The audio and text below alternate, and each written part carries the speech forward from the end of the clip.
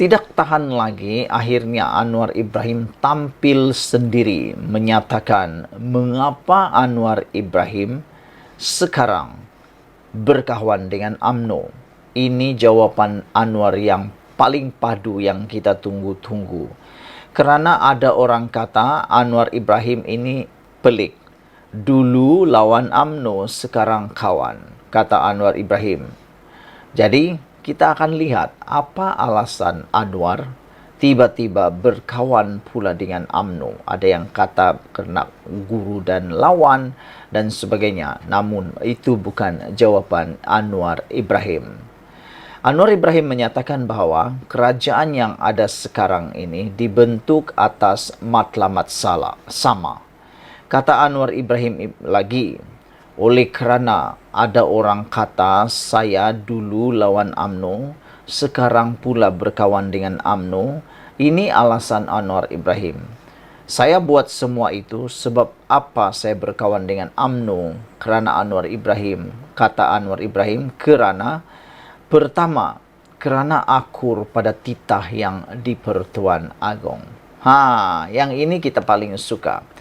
Semasa pergolakan politik selepas pilihan raya PRU 15 baru-baru ini, Anda semua pasti ingat bagaimana kerajaan kita tergantung pada waktu itu kerana belum ada yang boleh jadi Perdana Menteri kerana sokongan ataupun cukup majoriti yang belum lagi mencukupi.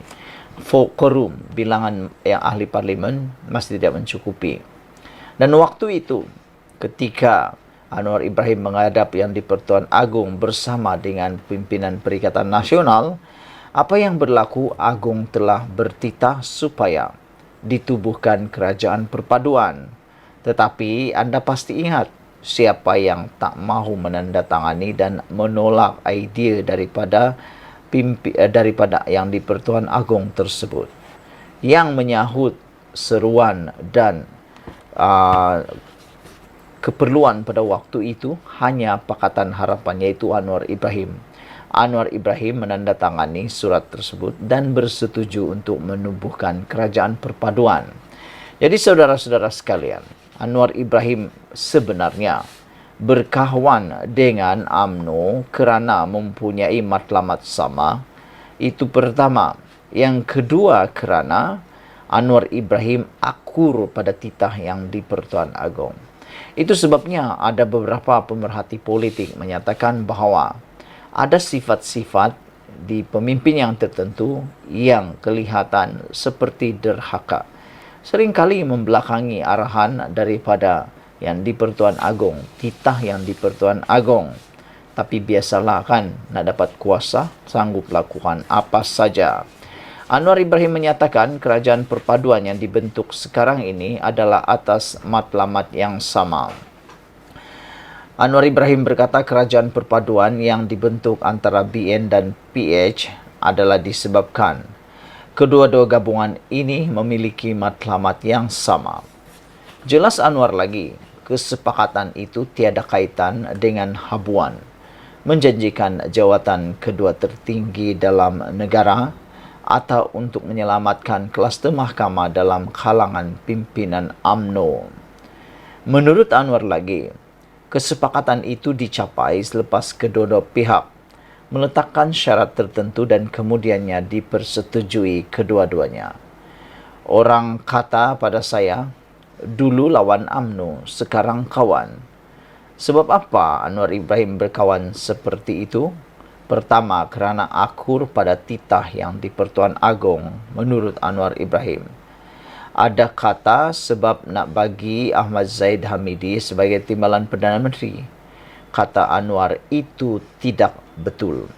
Dia letak syarat kita bincang. Antaranya dipersetujui untuk tata kelola yang baik. Negara ini perlu diselamatkan.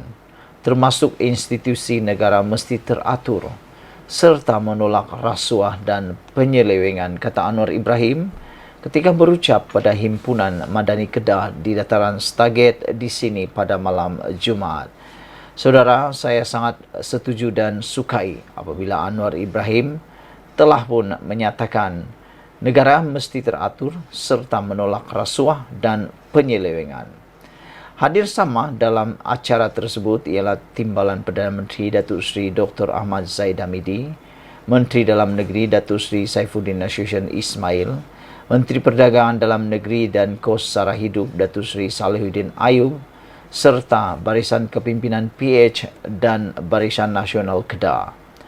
Dalam pada itu, Anwar menegaskan kes mahkamah yang dikaitkan dengan Ahmad Zahid Hamidi tidak perlu dicampuri dan serahkan sepenuhnya kepada mahkamah untuk diadili.